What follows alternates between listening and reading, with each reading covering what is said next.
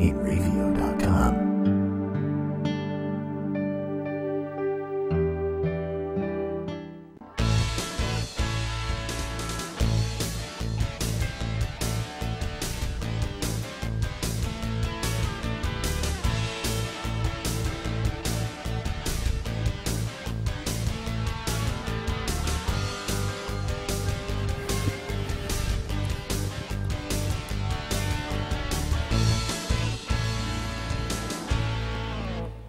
Hello again, everybody. This is Joe Larson, and you're watching the 505 on Racing Show. Welcome.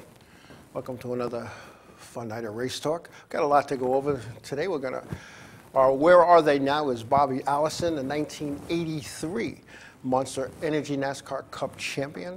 We're going to talk about some of the stuff that's going on in NASCAR with purses and things of that nature. We also have some news out of the Stafford Motor Speedway up in Connecticut.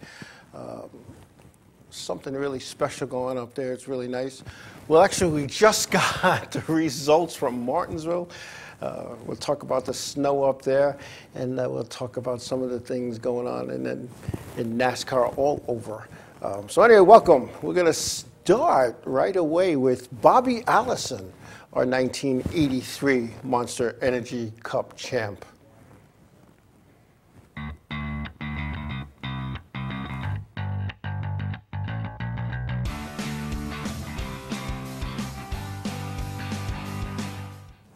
Bobby Allison. Bobby Allison was born December 3rd, 1937 in Miami, Florida. He earned his first race, or entered his first race as a high school senior at the age of 17. Allison graduated high school in 1955 and then went out to Wisconsin to work for Mercury Outboard Motors, a deal that his mother thought would get him out of racing.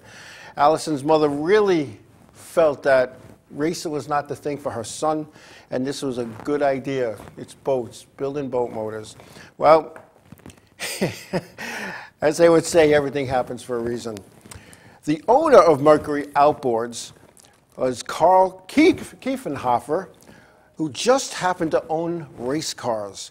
Allison would work in Kiefenhofer's shop in the boat division for about 10 months before moving to the race car division.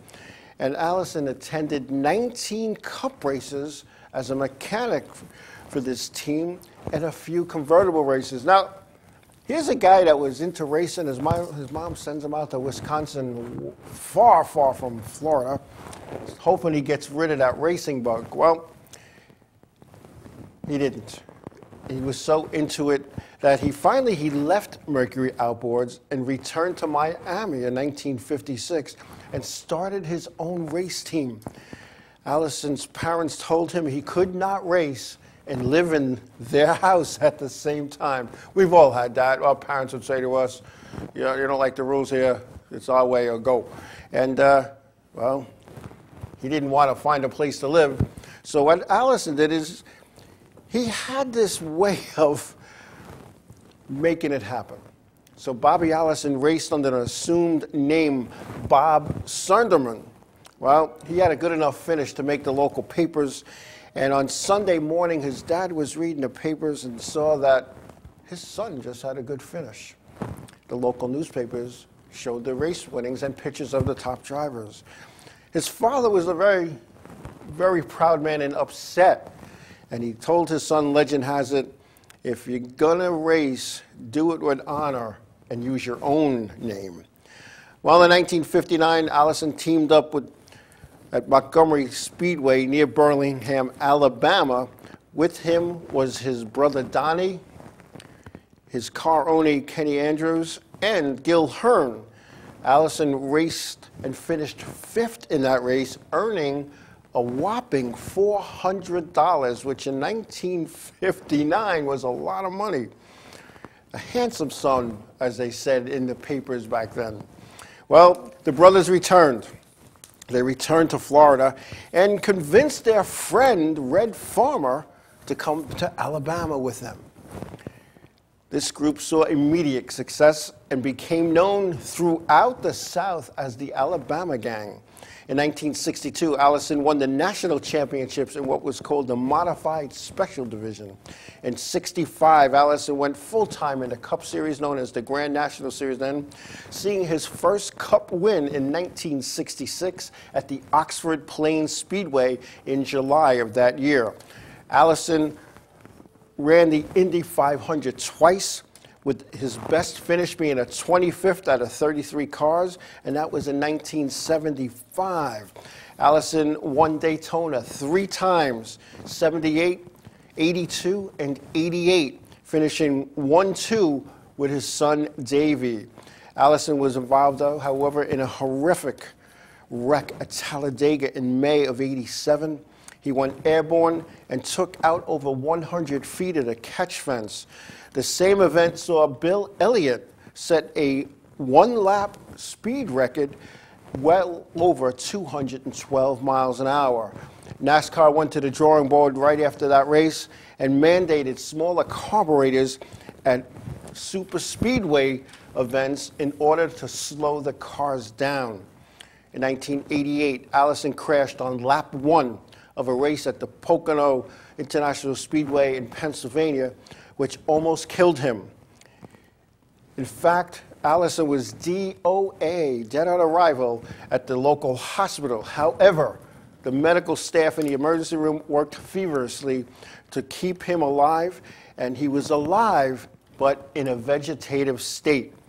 Allison's rehab was extensive, and then he retired from racing as a result of his injuries in that crash. In 1992, his son Clifford was fatally injured in a practice crash at the Michigan International Speedway while driving a Busch car in practice. In 1993, his son Davey Allison, who was in the Cup Series at the time, was killed in a helicopter crash on his way and landing at the Talladega Superspeedway. 3 years after Davey's death, Allison's wife Judy divorced him. They did, however, reconnect and remarried in 2000, and they remained together until her death in 2015. Allison was an active car owner starting in 1985. From 1990 to '96, some of Allison's drivers were Mike Alexander, Huck Strickland, Jimmy Spencer, and Derek Cope, who went on to win the Daytona 500. In 1998, Allison was named one of the top 50 drivers in NASCAR, celebrating NASCAR's 50 years. In 25 years of racing in the Cup Series, Allison had 718 starts, 84 wins. He had 1 championship in 1983 and a 5-time runner-up in the points. He had 10 victories in 1971 and 10 in '72. He drove in the Xfinity Series, which was the nationwide and a Busch Series back then, for 7 years. He had 43 events and 2 wins there. Drove in the K&N Pro Series West, which was Winston West back then, with 16 events and 3 wins. He was also in the K&N Pro Series East, which was considered the Busch North back then, with 2 events and no wins. He also drove in USAC for 6 events and winless there. Allison has written 3 books: Bobby Allison, A Racer's Racer, Bobby Allison and the Saga of the Alabama Gang, and All Around the Track. You can still see Bobby at the Cup tracks from time to time. In fact, I'm going to say it's about, 10 or 12 years ago, I was signing into the credential office to get my credentials for the week, and there was Bobby Allison. I had my girls with me, the little ones, and I see Bobby Allison, and I say, "Hello, Bobby, how you doing?" And I remember Bobby Allison when I was a kid coming to the Isis Speedway in Long Island, a real tough-looking, strong, stout guy. And here we are, I'm looking at this guy who's having difficulty walk. He has difficulty in his speech, and we sat there and talked racing for a little while. And my girls were getting antsy. They were young. They were maybe 10, 12 years old. And they, oh, let's go, you know. And of course, I introduced Bobby Allison to my girls, and his face lit up, and he was talking, who's your favorite driver? And, you know, they're telling him, and, you know, I guess it was, you know, Ryan Newman was one of them. Casey Kane was another, and of course, Dale Earnhardt. Well, we get in the car, and my girl's like, who was that old man? And I said to one of my girls, I said, you know how Ryan Newman is like your favorite guy? He's one of the top guys. When I was a kid, Bobby Allison was one of the top guys. And they were like, no way. I said, yeah, he aged. He was almost killed in crashes. And there's a picture with him and his son, Davey. And I'll never forget that race, finishing 1-2.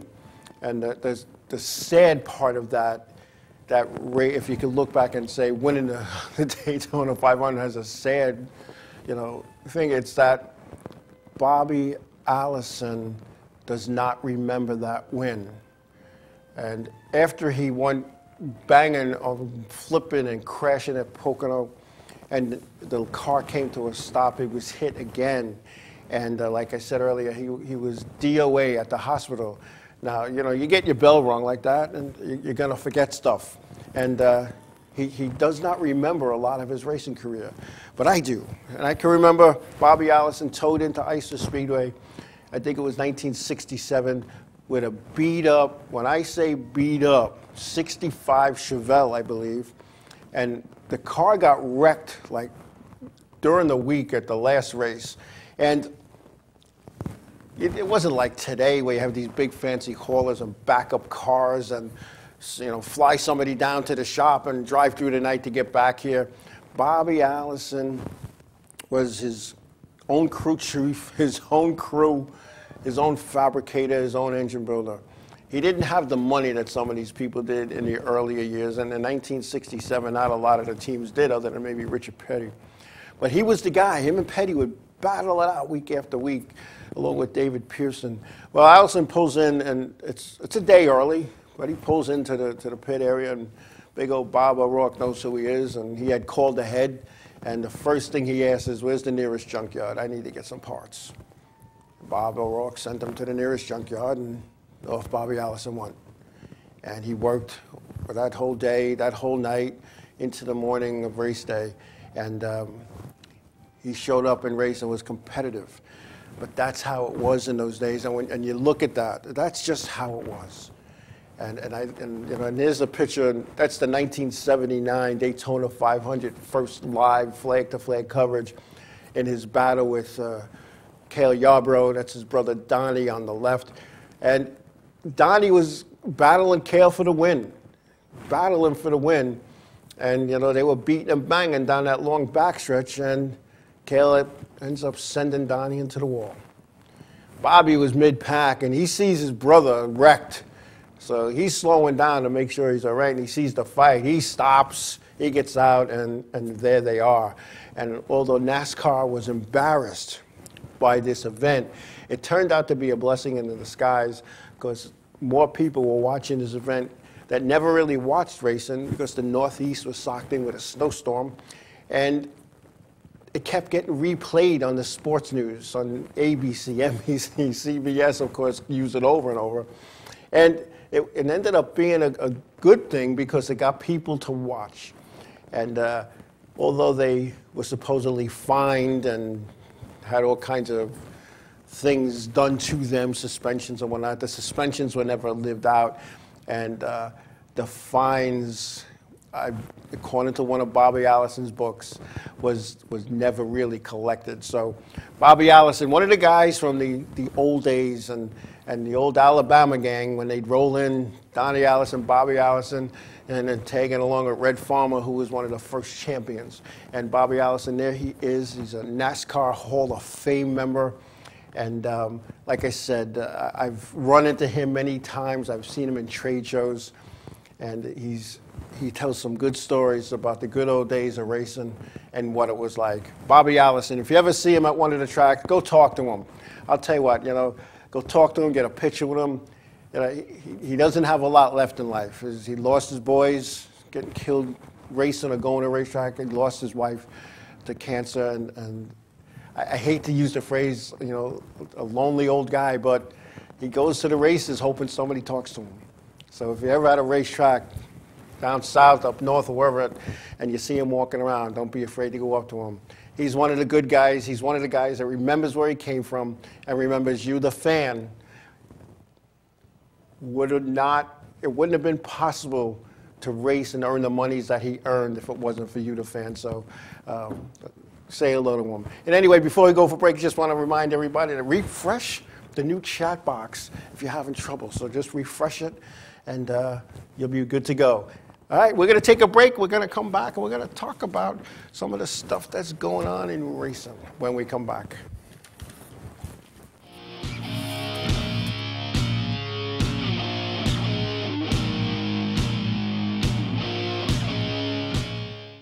Hey, what's I was going to say what's up for some reason.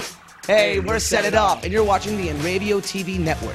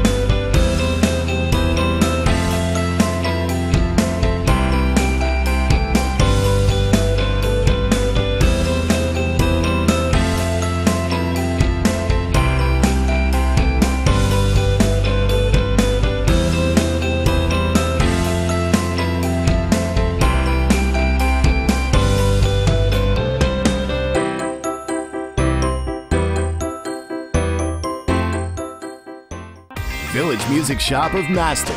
1-800-HEY-DUDE, your full-service store with personalized attention, school band instrument rentals and sales, music instruction on all instruments for all styles and age groups, for guitars, drums, amplifiers, PA systems, and accessories. It's Village Music Shop, 1495 Montauk Highway in Mastic. Call 1-800-HEY-DUDE or go to villagemusicshop.com. Hi there, this is Buddy from Less Than Jake, and you are listening to Inravio TV. You're probably watching it too. The world of advertising has changed. Radio, TV, and newspaper revenues have declined drastically. Why? Because businesses have realized that advertising return on investment isn't what it used to be. So what can we do about it? Well, that's easy. Advertise online. Own a local restaurant, real estate agency, or even a national retail chain? Whatever your business, Inravio can get your message out there, and we can do it at a fraction of the cost. Call today and see the difference for yourself. This isn't TV. This isn't radio. This is Inravio.com.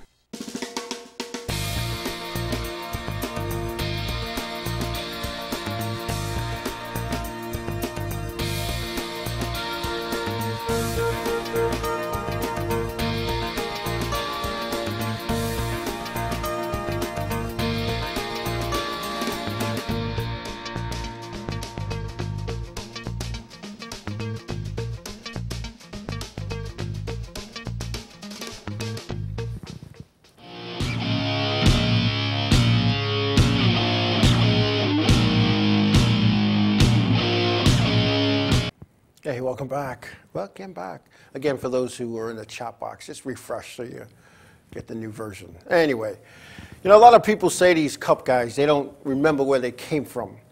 And I don't believe that. I don't. Maybe the newer guys and gals, maybe, who are, you know, in their late teens, early 20s, who didn't really move up through the ranks. Yeah, they ran go-karts and Legends and Bandoleros and things of that nature. And, you know, maybe a K&N car for a year and a lot of R&D people, you know, working with them, and some people that came out of the program where NASCAR has for diversity, and they never really worked their way up. And don't get me wrong, God bless them, they have a ride, they're making money to do well. But, you know,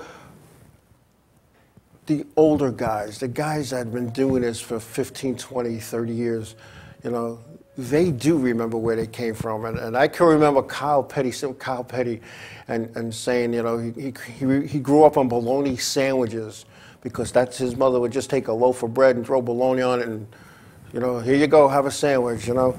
So, you know, when you hear something good about what a Cup guy goes, because everybody's quick to say the bad things. You know, the guy got a ticket on, you know, 220, or the guy was going 95 miles an hour in a 30-mile-an-hour zone, or, you know, it's always the bad stuff that gets the headlines. Well, here's something that's snuck under the headlines, and Monster Energy Cup driver Kevin Harvick, we all know Kevin Harvick, he's posting a weekly bonus in honor of the late Ted Christopher, who lost his life in a plane crash on his way to race a NASCAR event at Long Island's Riverhead Raceway.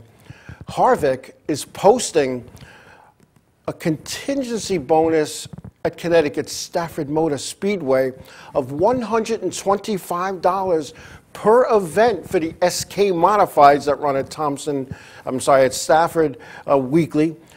And that $125 will go to the leader of lap 13 in honor of Ted Christopher, who was a SK standout at the Stafford Motor Speedway.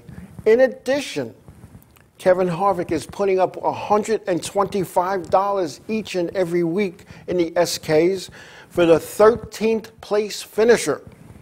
Now, Harvick, he's the 2014 Cup champion, and through his company, KHI Management, he will put up the money, again, in memory of fallen SK champion Ted Christopher. Ted Christopher dominated the SKs at the Stafford Motor Speedway with 109 victories at the famed track. In fact, Ted Christopher was honored with a grandstand named in his honor. And that's Teddy and I at the Atlantic City Boardwalk Hall races in 2017.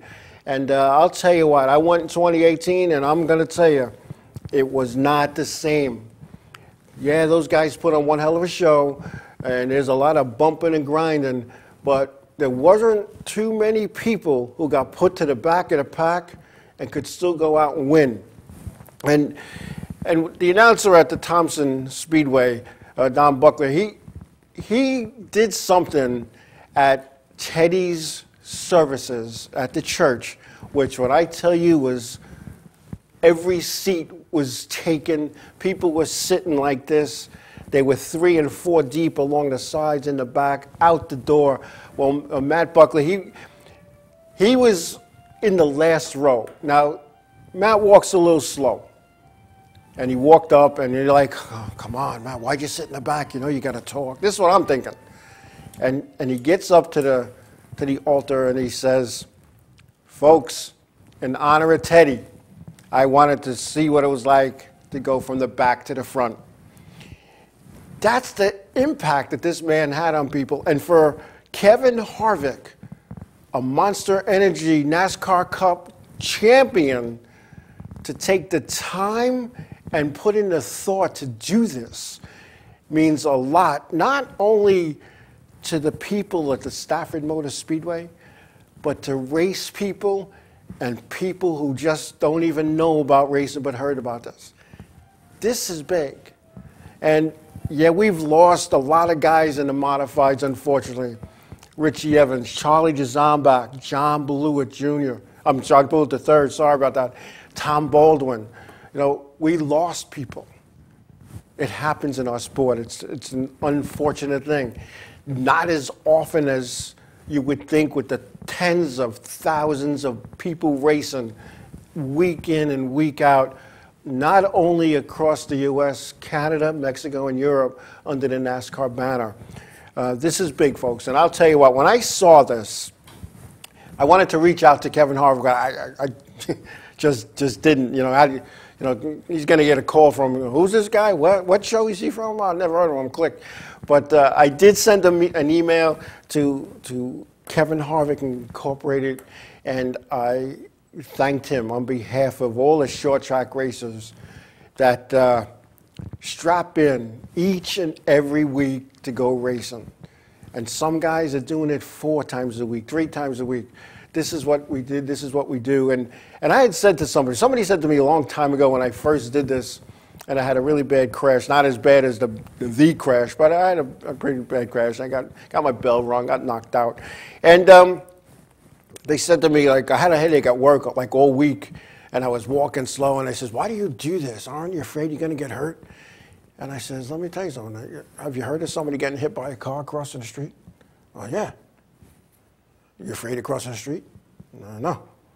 Why would I be afraid to race? I strap it in, I throw the belts on, I pull them tight, and before I hit the button to start that engine, I pull them a little tighter. And we go racing. And you know something can happen.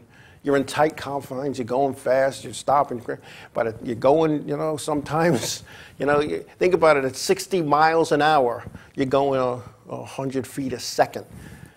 At 180 miles an hour, you're going the length of a football field a second. Stuff happens. The safety equipment that NASCAR has mandated, as well as all the other racing series, Indy, Dirt, Lucas Oil, all those series have mandated certain safety items that are mandatory, and some of them come about because of an injury, a death, a fatality, whatever you want to call it, but some of them because research has shown we need to do this. The cars years ago used to be so stiff that when they crashed, the body took the brunt. Now when these cars crash, stuff starts falling off, and you're like, oh, wow, that was poorly built. No, it wasn't. But you know, on behalf of Kevin Harvick and his company and the Stafford Motor Speedway, I got to say thank you, because this is something that not too many people would take the time to do. Now you're talking, it's only $250 a week for the 20 or 22 weeks of racing, but you know what? It's the thought that did that. Now I got to go to Stafford now and watch an SK race again, because I want to see how many guys are running like 12th. And they're coming for the checkered flag, and they look in the mirror and they pull in a little bit to let that guy pass them. Because, you know, that extra $125 can make a difference some nights, you know. But it's a good gesture. So thank you, Kevin Harvick, and thank you, Kevin Harvick Incorporated Management. This is big. And Teddy, if you're looking down, I'll tell you, you know, they used to boo you. They're not booing you no more. Anyway, speaking of NASCAR. Oh, yes, NASCAR. My favorite bunch of people. NASCAR may have some changes in their 2019 schedule for the Cup Series. And the schedule, by contract, is supposed to be out, contract to the facilities, is supposed to be out by April 1st.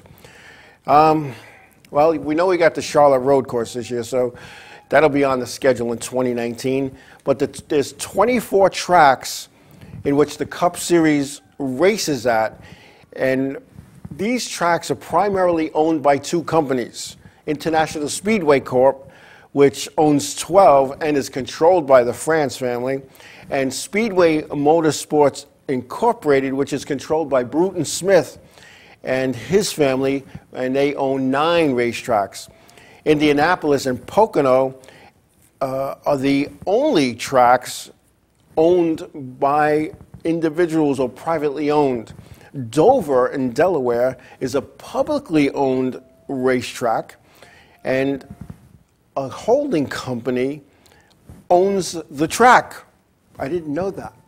But anyway, these are the 5 tracks that rumor has may be in next year, 2019, and that's the Iowa Speedway, owned by Rusty Wallace, former Cup champion, and a group of people. Circuit of America road course in Texas. Road America in Wisconsin. Nashville Fairgrounds, which used to be on the schedule years ago, and last held a Cup race in 1984. The 5 races that we might lose will be Chicagoland, one at Chicagoland, the All-Star race at Charlotte, 1 race at Pocono, only because they're so close together. Indianapolis, believe it or not, because of poor attendance and low ticket sales.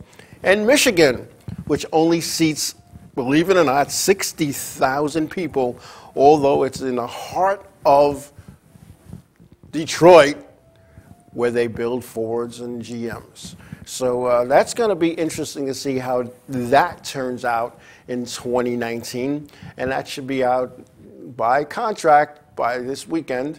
Well, you know that's not going to happen. NASCAR usually asks for a 2 weeks extension on that. So hopefully by April 15th, we'll have that. Anyway, we're going to take a break. And when we come back, we'll have some more NASCAR stuff to talk about. And we're going to start off when we come back with some of the purse structures and how that works when we come back.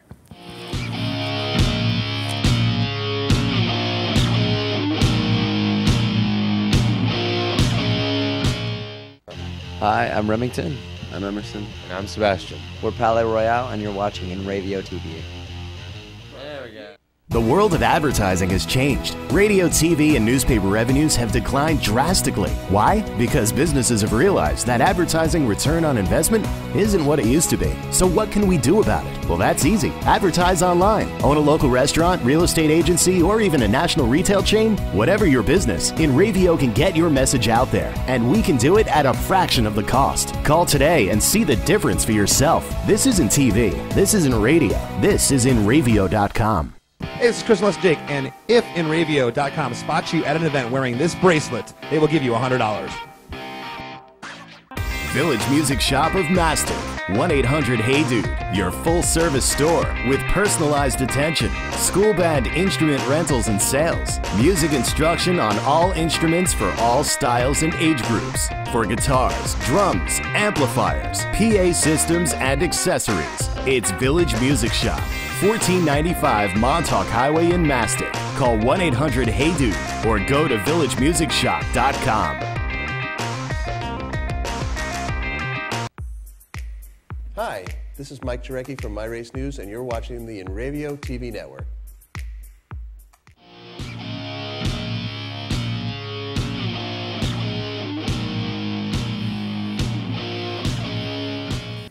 Welcome back. Welcome back.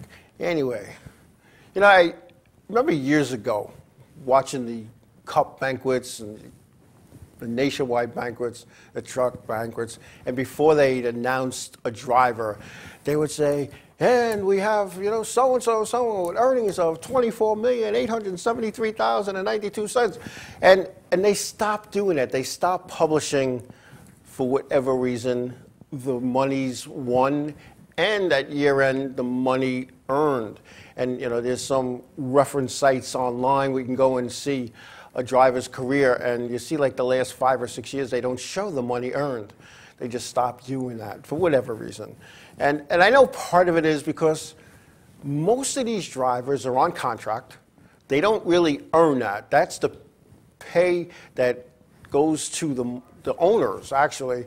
And in fact, if you're driving in that series, I know when I was preparing to drive in a touring series, there was an owner's agreement. It was like, who owns the car and who we paying? So the money went to the right person or owner or corporation, and they would get the tax forms at year end and not the driver. The driver would only get the 1099, I guess, from who he's driving for. So anyway, you know, like prior to the 2016 season, each Cup race had a purse that paid out for finishing position plus contingencies. And the contingency awards are, you know, when you look at a race car, you see all those stickers on the side. They're not just there to look good. They're there because those companies put up money, and based on how you finish, or if you even just have the sticker on the car, you're entitled to certain money. And now we have the back with the Bush Pole Award, and what will happen is, in order to be eligible, you had to have that sticker on your car, and it had to be where they said it had to be. You got a schematic, and you had to sit there. I had to do that one day. I'm looking at them, putting them on, and all of a sudden I have like 3 more stickers to go on the bottom and not enough sheet metal. And I was just going to put them somewhere else, and the NASCAR sticker police came, no, you got to take those off and start over. So I had to move everything up one, you know. But anyhow, those monies were listed as part of the payout. Well, what they ended up changing to is the new system is only shows or records, not broadcasts or shows people. The results are paid by finishing position only because NASCAR changed its mind, and they just stopped publishing the winnings. If people knew what was being paid to some of these teams, they would say, wow, that's kind of crazy. But it's really not when you think about it. Anyway, with this current BK Racing team bankruptcy and in the courts, and they're in the bankruptcy court, the purse structure has become public. And the payouts to the teams have now come public. Now, I'm not going to give out who won what and who was paid what, but I'm going to tell you this. And it's kind of weird, and you can see why teams are losing money. And I got to put on my glasses for this one. In 2015, the Daytona 500 total purse, that's total amounts that they pay for the winner down to last, was $19.8 million. In 2018, it was $15.46 million. Atlanta, in 2015, $6.3 million was paid out in total purse. That is down to $2.5 million in 2018. Again, we are in Las Vegas, $6.5 million total purse in 2015. In 2018, it's $2.7 million is paid out. And ISM, which is Phoenix, $5.1 million paid in total purse in 2015. Now here in 2018, $1.46 million. The purses are dropping. Purses are dropping. And the purses are dropping for a multitude of reasons. It's tough to get sponsors. It's tough to get sponsors to come in and spend that money like they used to. A lot of it happened with some of the nonsense with the banks a few years ago, and there's tighter strings and more accountability. And like I said last week, with Lowe's pulling out with Hemric Motorsports because they're going to direct their advertising money somewhere else. It's not like they have a mid-pack driver. The guy's running up front all the time. Maybe not this year, but has been. History's been kind to Jimmy Johnson. He's a 7-time champion. It's like it's a loyalty thing, like STP with Richard Petty. STP and Richard Petty go back 50 years. Loyalty. Yeah, they're not the primary sponsor on the car anymore of the Bubba Wallace 43, but they're still on the car. And some events, such as this past weekend at Martinsville, or yesterday, or today, it was STP was the primary sponsor. But when you look at that, you know, NASCAR's paying out a lot less. Think of your weekly tracks. And I'll tell you what, I can only talk about the tracks that I drove a race car at, and I'm not going to say raced at because I don't want to call what I did racing some weeks, but I had a good time. You know, the purse structures have, for the most part, throughout my race career, never went up. Never went up. Yeah, if there was a sponsor that night, maybe there'd be an extra 100 or so, but they never went up. But the cost to race these babies, and as my buddy Mike Mortimer would say, these hot rods, kept going up and up and up and up. And I can remember getting a set of tires when I first started in this game in 1978, 77. Those tires, unless you cut them or blew them up, they lasted the whole season. They were hard. They were hard tires, and they lasted the whole season. And you did what you had to do. And then they came out with this other tire. Maybe you needed, 4 a season. 4 sets, maybe. And with figure 8 racing back then, you're making rights and lefts, so you burn up your right and your lefts at the same amount, but you're only making half the amount of rights and half the amount of lefts as an oval track guy. So, those tires tended to last. And if you didn't smoke your tires coming off the corners, your rears lasted forever. And when you look at these things and the purses, the cost has gone up. NASCAR license has gone up. Pit fees have gone up. I can remember my first time going to Islip Speedway, the pit fee was $5. $5. And when you went to the payoff window, whether you qualified or not, as long as you took a green flag and made a bona fide attempt to qualify, you got your $5 back. Gas was like $1 a gallon, you know, for the Sunoco Blue, as they called it back then, the higher of the high test, as they used to call it. And now it's $40, $50, $75 to get in the pits of your local racetrack. You're buying a set of tires, I'm going to say every other week, at $800, $900 a set for the support divisions.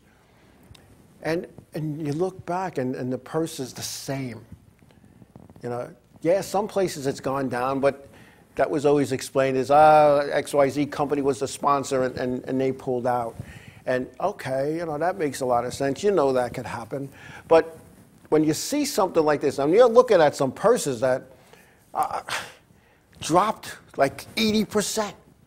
80%. When you look at, Phoenix, what it was just 3 years ago to now, to just over $5 million to not even $1.5 million. I mean, man, that's a big jump right there. 75% decrease in the purse.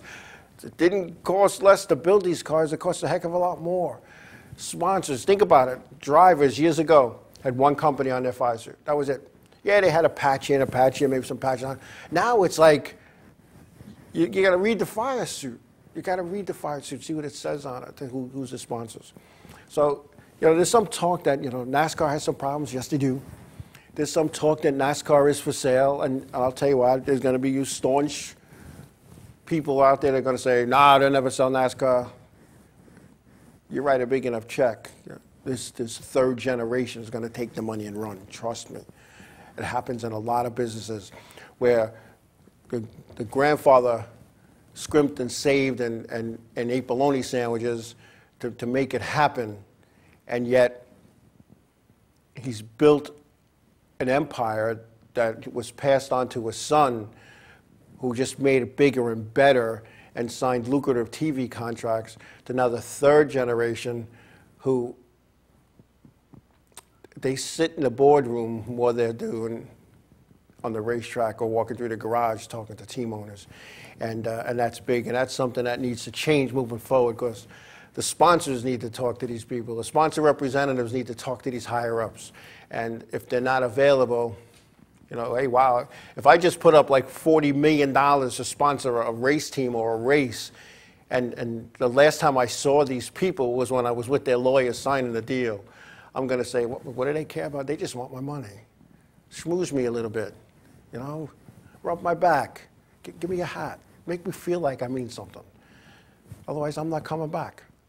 Anyway, we're going to take a break, and I am coming back, and we'll wrap up with some more talk at NASCAR and talk about the snow in Martinsville when we come back.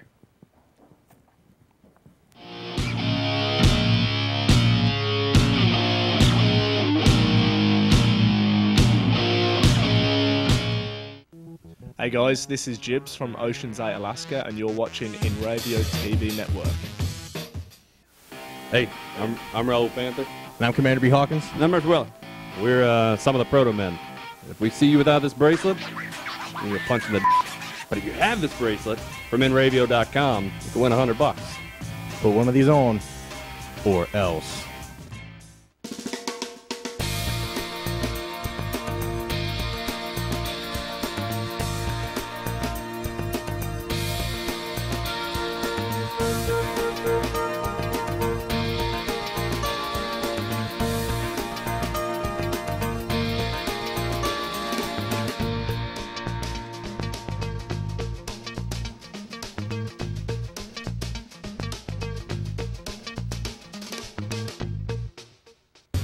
What's up, guys? This is Assuming You Survive, and you're watching Inravio TV Network.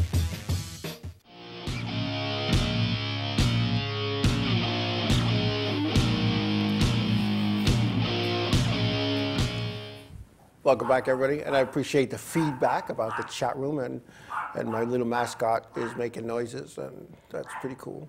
I have a little mascot. I guess you guys didn't know that. Little mascot named Sandy is part of my production team now. It's pretty fun. He's always here to greet me, make me feel good, you know, and it's all about feeling good. Anyway, I don't know where that came from. Hey, we all remember Daniel Hemric. Raced a little bit on NASCAR Whelen Modified Tour, the NASCAR Whelen Southern Modified Tour, some truck racing. Well, Daniel Hemric has the honors of bringing back car number 8 to the racing again. He'll return to Cup racing in 2018, and that's the old number 8 driven by Dale Earnhardt Jr. at the time. And Dale Jr. made that car famous for 9 seasons while driving for his dad's company, DEI, and his Daniel Hemric, a nice young guy. He's out of North Carolina, a native of North Carolina, and he will strap into the 8 car for Richard Childress Racing in 2 events. Richmond on April 21st and the Charlotte Road Course September 30th. Now, a lot of people were saying that Teresa Earnhardt wouldn't give up the number because she owned it, blah, blah, blah. And we talked about numbers a couple of weeks ago. The teams don't own the numbers. NASCAR does. And when you sign up as a team owner, you go to NASCAR, and they'll ask you, you know, which number would you like to have. And as long as it's not already taken, they'll let you have your number. Well, Teresa Earnhardt can't stop people from using that number. Now, I'm sure Richard Childress had a glass of wine with her out of his Childress Vineyards and might have had a talk just out of respect. But she doesn't own a number. Whoever shows up at NASCAR and says, here's my license fee, here's my check for the owner, and I want number such and such, it's not being used. And they'll look down the list, oh, you're right, here you go. That's how that works. And which caused Kyle Petty a little problem, because when he was driving for Felix Sabates, he insisted on being the 42. 42 is his grandfather's number, Lee Petty. They had a handshake agreement. Now Kyle Petty leaves to go racing somewhere else. He wants his number. Sabates goes, no, I'm not giving it up. I'm not giving it up. It's my number. And that's how Kyle Petty ended up not having the 42 car. He ended up driving the 7, the 44, the 45, so that's how that went down. Anyway, the NASCAR Whelen Modified Tour 2 weeks ago was at Myrtle Beach. We didn't go over the results. I'll go over that real quick because some people are asking me. John McKennedy driving the Tom Baldwin Jr. number 7 New York was the winner. Jimmy Blue at second. Matt Kirshner was 3rd from the pole. Chase Dowling was 4th. Justin Bonsignor 5th. Dave Sapienza was 6th. Eric Goodale 7th. Calvin Caro was 8th. Craig Lutz 9th. Robbie Summers was rounding out the top 10. Now, there's something interesting when you look at that there's 1, 2, 3, 4 Long Islanders in the top 10 there. And I can remember when Long Islanders didn't make these races. You know, Long Islanders, they were considered the Wrong Island Gang. And that's changing. So 1/3 of the competitors that compete in the NASCAR Whelen Modified Tour are out of Long Island. So good luck to everybody as they move on to the Thompson Motorsports Park, April 7th and 8th for the icebreaker, the traditional icebreaker. And I can't tell you what to wear because I would have never told you it's going to snow in Martinsville. But in fact, we have some pictures of the snow in Martinsville, I believe, that we could bring up. And you know, I've been at events that have been rained out. I've been at events that the weather was just so bad, but I've only been to one race where it kind of snowed that they had to call it, and that was at Bristol. And I'm going to say about 10 years ago, where the nationwide event was canceled due to a freezing rain effect. It was cold, it was damp, it was a snow-rain mixture, and it was just not good. And yeah, the next day was better, and they ended up running the nationwide race, I believe, on Monday. But it was one of those things. But anyway, the Camping World Truck Series, as I said, they ran this morning, Camping World Truck Series. They ran this morning. They were scheduled for Saturday. However, it snowed Saturday, and they couldn't get the race in as scheduled. And Clay Campbell was on NASCAR radio Sunday morning and said that once it stopped snowing, his crew went and cleared the racetrack, cleared the pit area. Volunteers got the snow out of the grandstands, and they were good to go. There was no snow on the radar. It was out by the mountains, and they woke up to 4 more inches, and there was just no way to make it happen. But anyway, the trucks ran this morning. They took the green at 11. John Hunter Nemechek was the winner there, followed by Kyle Benjamin. Brett Moffitt was third. Grant Enfinger fourth. Noah Gragston was fifth. Matt Snyder was sixth. Timothy Peters seventh. Harrison Burton eighth. Austin Hill ninth. And Justin Haley rounding out the top 10. The next race for the Camping World Truck Series will be May 4th at Dover. Who made that schedule? They have a month off. One of the top series in NASCAR. Anyway, next one will be, like I said, May 4th at Dover. One of my favorite tracks. I like Dover. It's fun. I like the fact that there's the casino in the backstretch. You go there before, after, during, whatever. They make you a little donation. Anyway, the Cup guys, they ran this afternoon. And as I pulled into the studio, the race ended. So we got it here. Now, I don't think that's the finish for Martinsville, because Martinsville was won by Clint Boyer. But those are pictures from Martinsville, and that's from Saturday. That is from Saturday, trying to get the track prepared for Sunday. And there's just snow everywhere. You can see the pit carts, and you see them covered with the snow, the equipment covered with snow.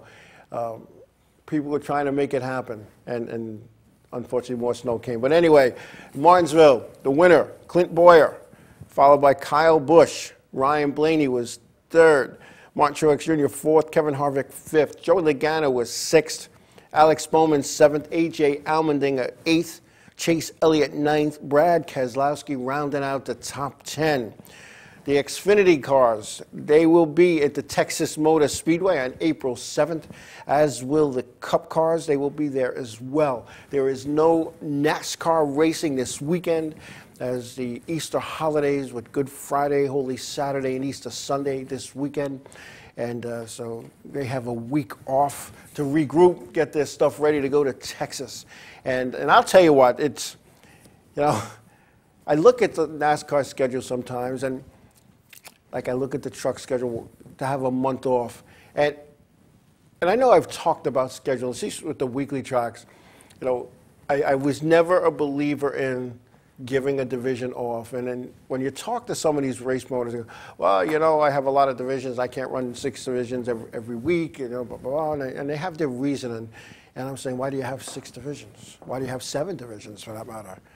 And they kind of look, and here I am. I'm questioning a person who just put up millions and millions of dollars to either buy a facility or run a facility.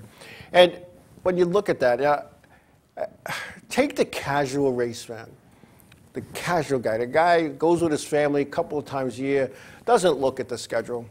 He doesn't look at it. He knows that Saturday night or Friday night, his local racetrack has racing. His wife packs some snacks. They get in the car, they go, they pay a big fee to get in. They sit there and they're watching the races. And let's say I'll pick figure eights for some reason. I like the figure eights. And that kid, all Saturday, comes to his father, and I can't wait to see this figure eights. Figure eights are off that night. Or the other kids, I can't wait to see the late models. They're off that night. I can't wait to see the mini stocks. They're off tonight. I can't wait to see the SK lights. Oh, they're off tonight. Here's a disappointed fan. You can't have that. You can't have that. And I joke about it all the time. I'm an old guy. I'm going to be 60 in a couple of weeks. And when I was a kid and starting out with this racing gig with my good buddy Bill Stockett, and we didn't look at the schedule. We fueled up. We did our stuff. We loaded up on Saturday.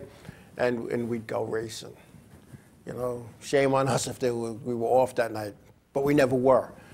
And there was usually 3 divisions that ran each week. The races started later so that the people who worked Saturday till 5 could get there. Think about that.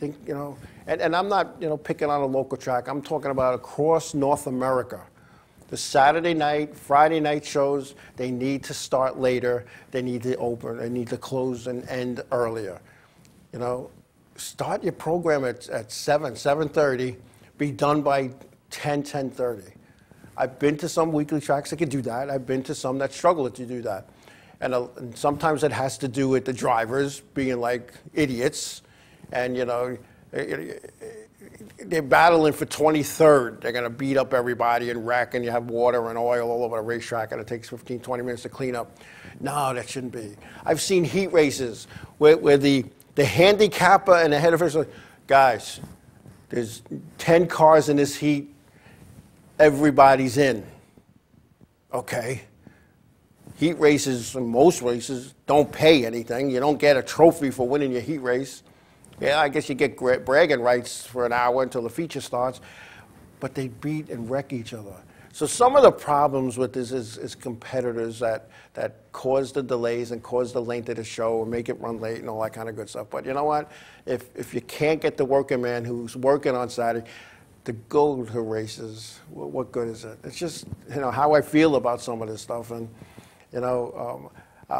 I just don't get it. But I will say this. A month or 2 ago, my local racetrack, some of the people, teams, owners, crew people, had this whole big discussion about a point fund. And what happened is years ago there was a point fund. Right? In some tracks it was based on a point fund sponsor. Some tracks it was based on how many gallons of gas. Some racetracks it was based on how many tires were sold. But there was something that you got at the end of the year from the track, in addition to your NASCAR money that you get in the point fund, which is 3% of the total purse paid out each and every week for your division. So I put my 2 cents in, and I made a suggestion. Because it was, everybody was, how's it going to be fair? How are we going to do this? It's not right. I sent a little thing in. I put my thing in, and I said, and this is what I said, add $1 to the pit fee. If you have 1,000 people in the pits, which there were at one time, but let's say you have 1,000 in the pits, and 200 signed in as the modifieds, they get 20% of those dollars that night. And if this division had 10%, they get 10% that night. Is it going to be a bookkeeper nightmare? Only to set it up. Now, at the end of the year, your feature division has XYZ dollars. You can pay them off based on, you're basically getting your own money back, just like with the gas thing and the tire thing and when the point funds are paid out. But now you feel like you're getting something. You're getting something back. The track, at the end of the year, you go to the awards banquet, and hopefully you have a shirt and a tie and not a T-shirt. And you get your trophy, and you get your check. Yeah, many of you guys are turning that check right over to the parts guy. But guess what? Now that helps the parts guy. See, it helps everybody. And you know what? If I think, hey, I could get a point fund check, all right. Oh, wait, I'm 11th in points. I can't miss next week. That's how you got to think. That's how you got to do it. And I'm so glad that my local racetrack here on Long Island has put a point fund back in effect, which has not been in effect in over 10 years. So I like to do that. And Jay says that's what I recommended. And when I saw that's what they did, they tweaked it a little bit. I actually sent a message to I'll say the general manager that thank you. And he said, no, thank you, because they were trying to figure out how to do it. But anyway, it's all good. And before I close, I just want to wish a congratulations to former INEX champion, Vinny Delaney, 2016 champion, and also my daughter, Erin. Vinny proposed to my daughter, Erin, last night, and she said yes. Now, I've always told my kids, don't hook up with no race car drivers. But I'll tell you what, Vinny Delaney's a good kid, good guy, and if I were to pick a future son-in-law out of a hat or in a mall, he'd be the guy. So congratulations to my daughter Erin, my future son-in-law Vinny, and everybody that they've touched, because it's a good thing. So just want to, and my daughter Erin is the chief scorer at the Riverhead Raceway.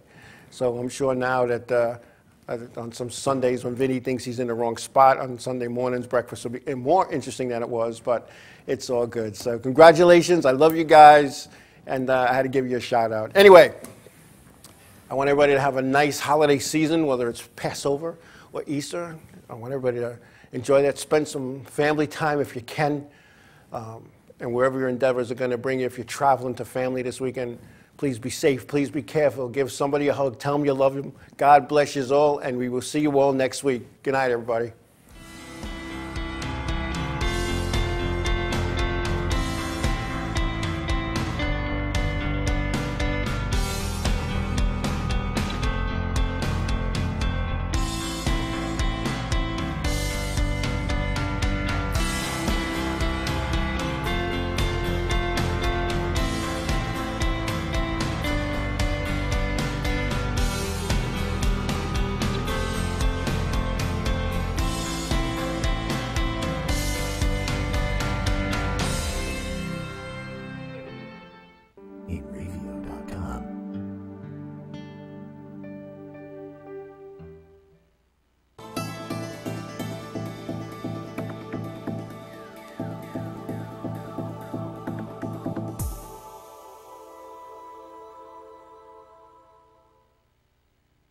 Inravio.com.